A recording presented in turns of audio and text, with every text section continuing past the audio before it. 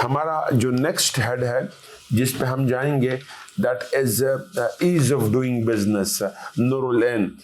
एक रिक्वेस्ट है, इसको थोड़ा सा आप शॉर्ट करेंगी, ठीक है, क्योंकि you are a very good researcher, तुम्हारे पास डेटा बेतहाशा होता है, इसको थोड़ा सा स्क्वीज कीजिएगा ताकि हम जैसे सिंपल अल्फाज में हमें समझ आ सके। थैंक यू जी, go on. Ease of doing business को अगर बहुत सिंपलेस्ट लेवल पे समझा जाए तो ये हमारे डोमेस्टिक और जो फॉरेन इन्वेस्टर्स हैं उनके लिए एक फ्रेमवर्क है जिसके तहत वो ये डिसाइड करते हैं कि उन्हें किसी कंट्री में इन्वेस्ट करना है या नहीं करना, या अपना बिजनेस स्टार्ट करना है या नहीं करना।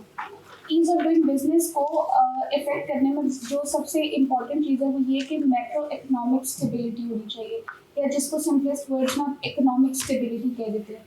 किसी भी इन्वेस्टर के लिए किसी कंट्री में इन्वेस्ट करने के लिए सबसे पहले ये देखना ज़रूरी है कि इकोनॉमिकली वो कंट्री वाइबल है या नहीं है, क्या उसकी लोन्स बैलेंस है, क्या उसका रेवेन्यू प्रॉपर्ली जनरेट हो रहा है, क्या उसे और इकोनॉमिक क्राइसिस का कोई फ्यूचर में किसी किस्म का सामना तो नहीं करना पड़ेगा। इसके अलावा सर इंसॉल्वेंसी एक बहुत बड़ा फैक्टर है।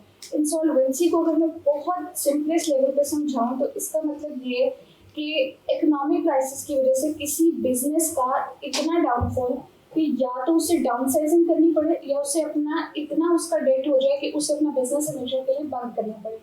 तो हमारी जो स्टेट होती है वो उसका ये फर्ज है कि वो ऐसी पॉलिसीज डिवाइस करे जो इस तरह के बिजनेस जो एंटरप्राइजेज है उनको वो पॉलिसी उनको दे के अगर आप इस तरह की सिचुएशन में फंस गए हैं तो हम आपको इतना लिवरेज दे देते हैं, हम आपको इतना जो लोन है वो वेव ऑफ कर देते हैं, कि हम आपके लिए इतनी आसानी कर देते हैं। ये सारी चीज़ें भी जो इन्वेस्टर्स हैं वो देख रहे होते हैं। इसके अलावा सर हमारे जो टैरिफ और नॉन टैरिफ बैरियर्स होते हैं, टैरिफ बैरियर्स बेसिकली रेफर करता है जो डायरेक्ट टैक्सेस को, जो कि अहमद ने समझा दिए, और नॉन टैरिफ बैरियर ये होता है कि उन मेन टैक्सेस डायरेक्ट टैक्सेस के अलावा और किसी भी मद में अगर हमें मजीद इकोनॉमिक इनपुट लगाना पड़ रहा है तो वो सारे बैरियर्स किस लेवल पर स्टैंड कर रहे हैं। इसके साथ साथ सर हमें जो लेबर मार्केट है उसकी रेगुलेशंस पे भी उसकी रेगुलेशंस को भी देखना पड़ता है कि किसी भी कंट्री में जो लेबर के लिए जो रूल है, जो लॉज हैं, जो रेगुलेशंस हैं वो किस लेवल पे फॉलो हो रहे हैं और उनको कितना ज़्यादा कंपनसेट किया जा रहा है। और आखिर में इसमें जो सबसे इम्पोर्टेंट पॉइंट है वो ये है कि जो प्रॉपर्टी है जिस पे आगे एक इन्वेस्टर ने बिजनेस स्टार्ट करना है उसकी वर्थ क्या है, उसकी डॉक्यूमेंटेशन का प्रोसेस क्या है, उसकी डॉक्यूमेंटेशन में क्या क्या हर्डल्स हैं और वो कितनी ज़्यादा वायबल है, उसको इन्वायरमेंट वो लोकेशन कितना फेवरेबल है एक इन्वेस्टर के लिए। अब अगर मैं टेन्योर वाइज देखूँ तो हमारे कुछ ऐसे मसाइल हैं जो हर टेन्योर में एक जैसे रहे हैं, जैसे बजट डेफिसिट हमारा बढ़ता चला गया, लोन हमारा बढ़ता चला गया, टैक्स जनरेशन हमारी ऊपर नीचे रही है, कभी बहुत ज़्यादा बेहतर हो जाती थी, कभी कम हो जाती थी। इस तरह से सिक्योरिटी रीजंस है, लेकिन स्टार्टिंग फ्रॉम 2008 टू 13 बहुत ज़्यादा टेररिज्म हमें फेस करना पड़ा। तो 2013 से 18 में कुछ मेजर ऑपरेशंस करके हमने उसे कॉम्बैट करने की कोशिश की, जैसे ज़रपेस, रद्दुल फसाद वगैरह, और फिर 2018 से 22 में हमने मैसिव लेवल पे इसको कॉम्बैट करने की कोशिश की। तो ये सारे फैक्टर्स वो होते हैं जो एक इन्वेस्टर देखता है किसी भी कंट्री में आके इन्वेस्ट करने में। इसके अलावा सर अगर मैं कंपैरिजन करूँ रीजन वाइज तो जो हमारी रिपोर्ट है, डूइंग बिजनेस रिपोर्ट्स जो वर्ल्ड बैंक हर साल देता है, उसके मुताबिक as of now Pakistan 180 countries में से 108 कंट्री रैंक पे स्टैंड करे, ईरान जो है वो 117 पे स्टैंड कर रहा है, इंडिया जो है वो 63 पे स्टैंड कर रहा है, और इसी तरह से जो बांग्लादेश है वो 127 पे स्टैंड कर रहा है। तो अगर हम रीजन वाइज भी देखें तो इंडिया जो है हमारे साथ ही आज़ाद हुआ है, उसके बहुत से प्रॉब्लम्स हैं, लेकिन चूंकि वह गवर्नेंस स्ट्रॉन्ग है तो उन इकोनॉमिक स्टेबिलिटी प्रोवाइड की है, और ख़ास तौर पे उनके जो मौजूदा गवर्नमेंट है उसने मेक इन इंडिया के स्लोगन के तहत ज़्यादा से ज़्यादा इन्वेस्टर्स को अट्रैक्ट किए। जबकि पाकिस्तान में इकोनॉमिक क्राइसिस की वजह से, बजट डेफिसिट की वजह से, लोन इश्यूज की वजह से और सिक्योरिटी रीजंस की वजह से हम इन्वेस्टर्स को उस लेवल पे अट्रैक्ट नहीं कर सके, और फॉरेन डायरेक्ट इन्वेस्टमेंट भी बहुत ज़्यादा वेरी की है, बहुत कम भी हुई है और कम ज़्यादा होती रही, लेकिन ज़्यादातर हमें डिक्लाइन में नज़र आई। ठीक है, थैंक यू जी। किसी ने इसमें कुछ पॉइंट्स ऐड करने? जी सर, मैं इसमें कुछ ऐड करना चाहूँगा। हम देखते हैं कि ईज ऑफ डूइंग बिजनेस में बहुत सारे हर्डल्स हैं और उसमें एक मेजर हर्डल है ब्यूरोक्रेसी के लिहाज से, क्योंकि जब कोई भी बिजनेस एस्टेब्लिश करना होता है या उसको प्रॉपर रनिंग पोजीशन पे लेके जाना होता है तो उसके लिए डॉक्यूमेंटेशन की ज़रूरत होती है। उस डॉक्यूमेंटेशन को अप्रूव करना और उसको फिर एक प्रोसेस से गुजारने की ज़रूरत होती है, जिसमें बहुत ज़्यादा डिले देखने को मिलता है पाकिस्तान में।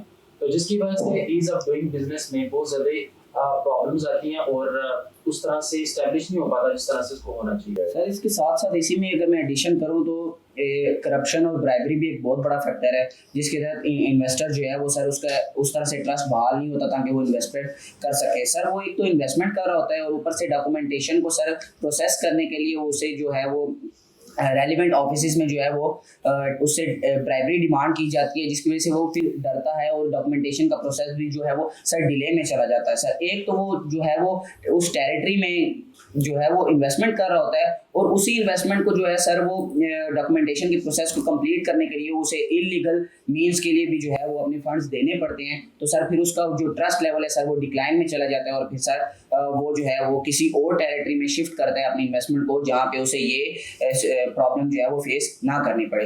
सर करप्शन की अगर बात करें तो पाकिस्तान को जो ट्रांसपेरेंसी इंटरनेशनल है सर उसमें 180 में से सर 140 पे रैंक किया जाता है।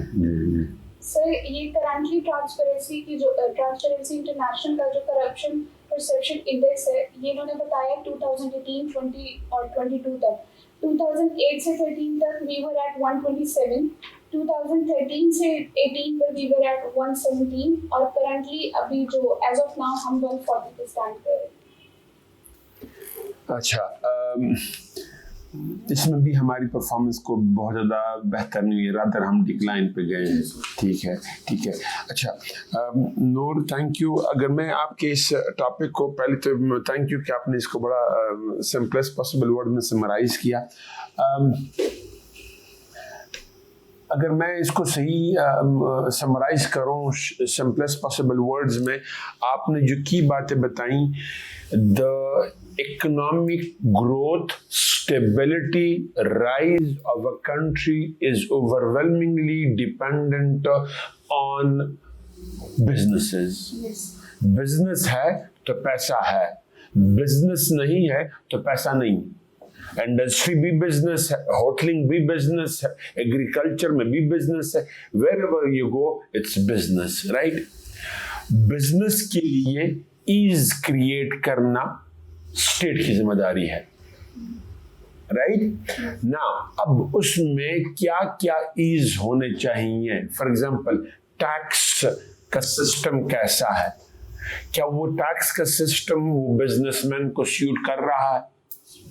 क्या वो एक ऐसा है जो सबके लिए, यानी एक पर्टिकुलर सेक्टर के लिए उसमें यूनिफॉर्मिटी है, इंडस्ट्री के लिए है तो वो उसमें यूनिफॉर्मिटी है, इसी तरीके से अगर होटलिंग है तो उसमें यूनिफॉर्मिटी है, इसी तरीके से अगर प्राइवेट एजुकेशन में है या प्राइवेट हेल्थ में तो उसमें यूनिफॉर्मिटी है, वगैरह वगैरह। इसी तरीके से फिर जो बाहर का या लोकल इन्वेस्टर है उसको क्या हम वन विंडो ऑपरेशन ऑफर कर रहे हैं कि नहीं? मतलब क्या उसके सारे काम, वो कहता है कि मैंने ये बिजनेस है, इतना मेरे पास पैसा है और मैंने यहाँ पे इन्वेस्ट करना है, वो आ गया इस रिक्वेस्ट के साथ। अब स्टेट का काम है कि वो वन विंडो ऑपरेशन उसको दे।